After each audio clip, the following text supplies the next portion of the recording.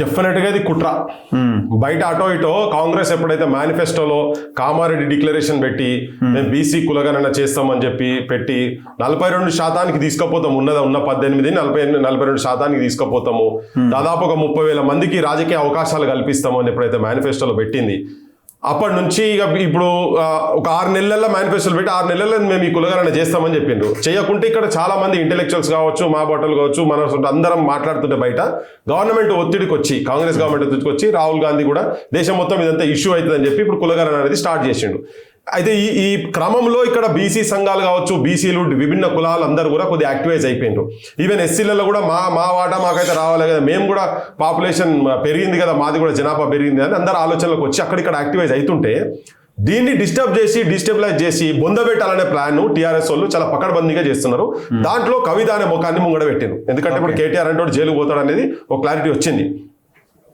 ఈ లిక్కర్ రాని సారా రాని ఏమైతే ఉన్నదో ఈమె నిన్నదాకా జైలుకు పోయి వచ్చినామే, లేకపోతే ఏమో పెద్ద బీసీల పట్ల వీళ్ళకు నిజంగా గౌరవం ఉండి నిజంగా బీసీలు సామాజికంగా, ఆర్థికంగా, విద్యాపరంగా నిజంగా కూడా వీళ్ళు పైకి రావాలని అంటే వాళ్ళ నాయననే ఇంతకుముందు నువ్వు చెప్పినట్టు 33% ఉన్న దాన్ని 18% తీసుకొచ్చేసిండు, కంప్లీట్ గా డౌన్ చేసి. అంటే దాదాపు 2345 మంది సర్పంచులు 18% ఉంటాయి, అంటే 34% ఉంటే 4340 మంది కావాల్సిన వాళ్ళు వీళ్ళు ఎటే స్ట్రెచ్ 2000 మంది సర్పంచులను కానియకుండా రిజర్వేషన్ డౌన్ చేస్తే ఇది జనం బాగా వినాలి. ఇది వాళ్ళు ఎంత మోసపూరితమో, వాళ్ళు ఎంత కుట్ర ఉంటుంది వీళ్ళది అనేది.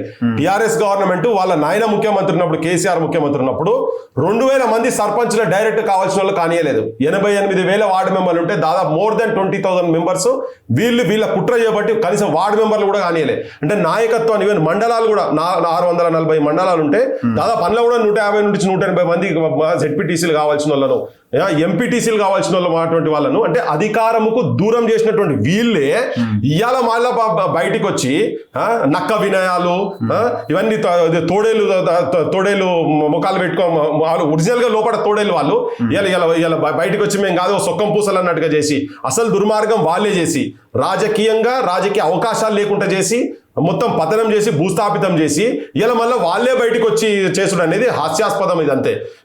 నేను అనుకుంటున్నా వాళ్ళ దాంట్లో ఉండు కాదు, ఆ మెంబర్ తిరుగుతున్నటువంటి ఆ పార్టీలో ఉన్నటువంటి వాళ్ళు మీ మనసులకు ఏమన్నా బాధ అనిపిస్తే మీరు ఏందో ఆలోచన చేస్తారు. ఈ బీసీ దీని మీద వీళ్ళు ఎక్కడో పార్టీ వైపు నుంచి ఒక 30 మంది ఏమో వెళ్ళి కేరళన తమిళనాడు ఎక్కడికి వెళ్ళొచ్చారు, వాళ్ళు ముందలు కనబడతలేరు. ఇప్పుడు ఒక మధుసూదనాచార్యో లేకపోతే శ్రీనివాస్ గౌడ్ వీళ్ళనే కనబడాలి కదా, అట్లీస్ట్ వాళ్ళు కనబడతలేరు ముందర. ఈమె ముందున్నది. ఇప్పుడు అదే పార్టీ ఓనర్ ఎవరు? కేసీఆర్, కేటీఆర్, కవిత లేకపోతే హరీష్. అంటే అది వాళ్ళ ఓనర్షిప్ ఉన్నది కాబట్టి ప్రైవేట్ లిమిటెడ్ కంపెనీలో వీళ్ళు జీతగాన్ లెక్క పనిచేస్తారు. నేను వాళ్ళని వ్యక్తిగత అనాలని నాకు సోక్ కూడా లేదు. కానీ ఇంత జరుగుతుంటే కనీసం నాయకత్వంలో కూడా వీళ్ళు లేకపోవడం అనేది వీళ్ళందరికన్నా అసలు మధుసూదనాచార్య అందరు ఈవెన్ కేసీఆర్ కన్నా సమర్థులు కరెక్ట్ చెప్పాలి. నేను బయట మాట్లాడినారని అంతనే కానీ వీళ్ళందరూ ఉన్నారు. మాకు అనిపిస్తుంది మిమ్మల్ని చూస్తే మాకు బాధ అవుతున్నది. ఈ నాయకులందరినీ చిన్న గింత పిల్లని తీసుకోపోయి ఆమె నాయకత్వంలో వీళ్ళు పనిచేసేది ఇక్కడ. ఇంకోటి ఏంటంటే అసలే కంప్లీట్ గా వీళ్ళంతా రాజకీయంగా భూస్థాపితం చేసి వీళ్ళని అసలు పేదోళ్లను బీసీలను ఎదగనీయకుండా చేసినటువంటి పెద్ద కుట్రకారులే వీళ్ళ కుటుంబం. ఇంత దుర్మార్గంగా ఎవరు చేయలే. ఇప్పుడు అంత దుర్మార్గం జరిగింది కాబట్టి ఈ సెక్షన్స్ లలో చర్చ ఉన్నదనే వీళ్ళు దాన్ని ఇంకా పైనకి తీసుకుపోతాం, మేము 42% చేస్తామని చెప్పని వీళ్ళు కాంగ్రెస్ వాళ్ళు అన్నారు. సరే ఇది ఎంత చేస్తారు ఏంటనేది ఒక విషయం పక్కకు పెడితే వీళ్ళు, కానీ వీళ్ళే దొంగతనం చేసి వీళ్ళే దొంగలు వీళ్ళు చేసిన వీళ్ళే ఇలా ముంగడికి వచ్చి మాట్లాడనేది చాలా సిగ్గుచేటు అనిపిస్తున్నది. ఒకటేంటంటే నిజంగా నీ లోపల ఏమైనా పరివర్తన కనుక వచ్చేది ఆమె నాకంటే నాకు అనాలని సోకులేదు. కానీ కొంతమంది ఎట్లుంటారంటే ఎవరైనా బీసీలను పెళ్లి చేసుకున్న వాళ్ళు ఎవరైనా నుండి చేసే వాళ్ళు ఉంటే నా మొగడు బీసీ అయినా నేను తిరగకపోతే ఎట్లా అని, లేకపోతే నా మొగడు మాదిగా అయినా అందుకని మాదిగోళ్ళ గురించి చేస్తున్నా, లేదా నా మొగడు గొల్లైనా కాబట్టి నేను కూడా గొల్లుల మీటింగ్ అటెండ్ అవుతాను అనుకుంటుందే. మంగళ చాపలు నడిపింది కదా పాపం.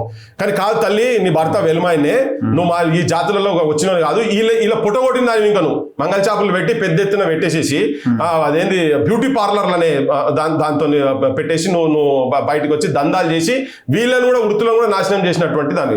సో మరి అట్లీస్ట్ అట్లా అనుకున్నా కానీ ఏమని అనుకోవచ్చు కదా, ఆ లైన్ కూడా లేదు కదా మీకు. నువ్వు ఏ కెపాసిటీలో వచ్చి నువ్వు బీసీల గురించి అంటే బీసీ పదవులు కూడా ఏం లేవు కదా వాళ్ళకి. మంత్రి వాళ్ళ అధికారంలో 10 సంవత్సరాలు ఉన్నప్పుడు కార్పొరేషన్ చైర్మన్ లో నామినేటెడ్ పోస్ట్ లో మినిస్టర్స్ వాళ్ళకి ఏమైనా ఎక్కువగా ఇచ్చారు, అది కూడా లేదు కదా. నీకు కింది అయ్యలేదు గవి ఎట్లా ఎక్స్పెక్ట్ చేస్తాం చెప్పు మనము. నువ్వు నార్మల్ వార్డు మెంబర్ కూడా నువ్వు అనేకపోతావు కదా. ఏదో సందుల లీడర్షిప్ చేస్తాం రా, ఇక మోరీలు సాఫ్ చేసే కాడనో చెత్తగుండి సాఫ్ చేసే కాడనో ఎవరైనా చచ్చిపోయిన కాడికి పోయి పూలదండ చేసే కాడనే నువ్వు రానియకపోతుంది. ఇంకా వీళ్ళని మంత్రులంక చేసే కాడి దాకా పోయిందా, మనం అది ఎక్స్పెక్ట్ చేస్తూ కూడా మనం కూడా ఎక్కువ చేస్తున్నట్టే. మన సమాజానికి కూడా తెలవాలి ఇది, ఈ జనాలకు కూడా తెలవాలి, మన జనాలకు హోచ్కి రావాలి. ఈ brilliant and creative communities BCs అంటే ఈ కమ్యూనిటీస్ మొత్తము బెగ్గింగ్ కమ్యూనిటీస్ గా తయారు చేసేందుకు కారణాలల్లా గత ప్రభుత్వం కేసీఆర్ అంటేనే ఒక ప్రధానమైన భూమిక పోషించిండు. ఇలా వచ్చి బయటకు వచ్చిన ఏంటంటే ఇవాళ బీసీల నాయకత్వం అక్కడిక్కడ వేరే దగ్గర నుంచి ఎదుగుతున్నది, ఇండిపెండెంట్ ఎదుగుతున్నది కాబట్టి ఆ ముసుగులు వచ్చి ఈ నాయకత్వాన్ని మళ్ళీ దెబ్బతీసేందుకే వచ్చి ఈమె ఫోర్ ఫ్రంట్ లో ఉండే ప్రయత్నం చేస్తుంది తప్ప దయచేసి ఎవరికన్నా ఈమెకు నిజంగా బీసీల మీద ప్రేమగా అనుకుండేది నేను చెప్తున్నా. ఇవాళ 2000 మందిని నువ్వు సర్పంచులు కాకుండా చేసినావు కదా, ఈ 2000 మంది ఇళ్లకు పోయి ఆ ఊర్లకు పోయి ఎవరెవరైతే నువ్వు రిజర్వేషన్ లో వచ్చేటుంటో రాకుండా చేసినావో వాళ్ళ ఇళ్లలో పోయి మీ కుటుంబం మీరంతా పోయి పాష్ పని చేయాలి. మీరు రోజు పొద్దుగాలేసి వాకిలు ఊడవాలి. మీరు వాళ్ళ ఇళ్ళ మాతో మోసం జరిగింది, ద్రోహం జరిగింది, పశ్చాత్తాపడి ఆ ఊర్లలో పోయి ముక్కు నేలకు రాసి బీసీల కుల పెద్దల ఇళ్లకు పోయి ముక్కు నేలకు రాసి మాతోటి ఇంత రాజ్యాధికారం సైడ్ వచ్చేటువంటి వాళ్ళని మేము రానియకుండా చేసినాం కాబట్టి మాతో తప్పు జరిగిందని ముక్కు నేలకు రాస్తే జనం ఏమో నమ్ముతారు. ఇప్పుడు ఇదంతా మూమెంట్ దేనికోసం? ఇవన్నీ ఇప్పుడు ఏమైందంటే ఏదో ఒక లైన్ లో అన్న అరెస్ట్ అయ్యేటట్టున్నాడు. కేటీఆర్ అయితే 100% అరెస్ట్ అయ్యేటట్టున్నాడు. ఇది ఏదో ఒక ఇష్యూ తీసుకొని వీళ్ళు మళ్ళీ ఫోర్ ఫ్రంట్ లకు రావాలి. నువ్వు చేసిన ఘనకార్యానికి తెలంగాణ ఇజ్జత్ తీహార్ జైల్లో పాతర తీసుకుపోయి పెట్టేసినావు, పల్లెంలో తీసుకుపోయి చిప్పల తీసుకుపోయి తెలంగాణ ఇజ్జత్తుని తీసుకుపోయి ఢిల్లీ తీహార్ జైల్లో చేసేసినావు. ఇప్పుడు నువ్వు ఇంకేం చేయదలుచుకున్నావు తల్లి, నాకు అర్థం కాదు. తెలంగాణ సపరేట్ ఇంట్లో పండుకొని కూర్చోక మళ్ళీ ఇదొక తతంగం తీసుకొచ్చి ఒకటేమో ఇక్కడ మళ్ళీ బీసీ లీడర్లు ఈ మూవ్మెంట్లు ఎక్కడ ఎదుగుతారో అది ఎదగకుండా చేయాలని అంటే వాళ్ళ దగ్గర ఉన్నటువంటి పైసల బలంతో వాళ్ళకు ఉన్నటువంటి మీడియా సపోర్ట్ తోటి దీన్ని బొందబెట్టాలనేది ఒకటి ప్రయత్నం. ఇంకోటి ఆల్టర్నేటివ్ ఈ ఒక కాజ్ ఒకటి ఎదుగుతున్నది కాబట్టి దాన్ని ఎవరి చేతిలో పోనీయకుండా ఈవెన్ వీళ్ళ కుటుంబం సైడ్ నుంచి కూడా ఫైట్ జరిగే క్రమంలో నాదేదో అప్పర్ హ్యాండ్ ఉండాలనేది. ఇంతకుముందు బతుకమ్మ అన్నది ఇక ఈమెకు నాకు అర్థం కాదు కానీ ఈమె ఎట్లా మాట్లాడుతుంది అంటే మనం కూడా అంతా అట్లా మాట్లాడడం ఆ టైప్ లో ఆమెనే ఏదో సఫర్ అవుతున్నట్టుగా లెక్కల మాట్లాడి నా బతుకమ్మ అని మొదలుపెట్టి నా అంబేద్కర్ అని అన్ని చేసేటిదన్నీ వాళ్ళే, చంపేది వాళ్ళే, మళ్ళీ మేమే పెట్టినాం అన్నట్టు వచ్చి వాళ్ళే వేసి మేమే ఆపరేట్ చేసినాం అన్నట్టుగా మళ్ళీ వాళ్ళే చేస్తారు. ఇది పెద్ద దుర్మార్గమైనటువంటి కుట్ర జరుగుతున్నది. తెలంగాణ ప్రజలు ముఖ్యంగా బీసీలు ఇంకా అమాయకత్వం ఉండొద్దు. ఇప్పటికే మనం సర్వనాశనం అయినము. ఈ కుటుంబాలు ఇప్పటికీ ఆత్మహత్యలు జరుగుతూనే ఉన్నాయి. వీళ్ళ టైంలలో ఈ వృత్తులను కాపాడేటువంటి పనులు ఏది కూడా చేయలేదు. గతం ఏదో కాంగ్రెస్ మన టీడీపీ పాలన ఏదైతే ఉన్నదో అప్పుడు జరిగినటువంటి ఏది కుమ్మరి వాముల తుమ్మలు మొలిసను కమ్మరి కొలిమిల దుమ్ము వేరెను పెద్దవారిసా మొద్దు వారినది సాలెల మగ్గం సడుగులు ఇరిగినాయి చేతి వృత్తులా చేతులు ఇరిగిపోయే నా పల్లెల్లోనా అనేది సాహిత్యం వచ్చిందో వీళ్ళు కూడా అట్నే కంటిన్యూ చేసి చేతి వృత్తులను మొత్తం సర్వనాశనం చేసి కార్పొరేటీకరణ చేసే దాంట్లో వీళ్ళది కూడా ప్రధానమైన భూమిక ఉన్నది. అందుకే నేను మంగళ షాప్ ఉదాహరణ కూడా అదే చెప్పిన.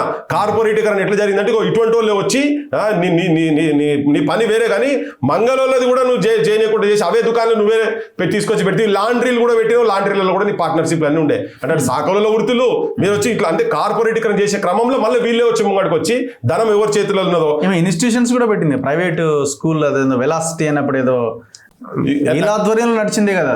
అన్ని ఇప్పుడు వీళ్ళు సర్వ దుర్మార్గాలు అంటే పేదోళ్ళ పొట్టగొట్టేటువంటి ప్రతి వృత్తులు పోయే దాంట్లో ప్రతి దాంట్లో వీళ్ళు ఇన్వాల్వ్ అయి చేసిరు.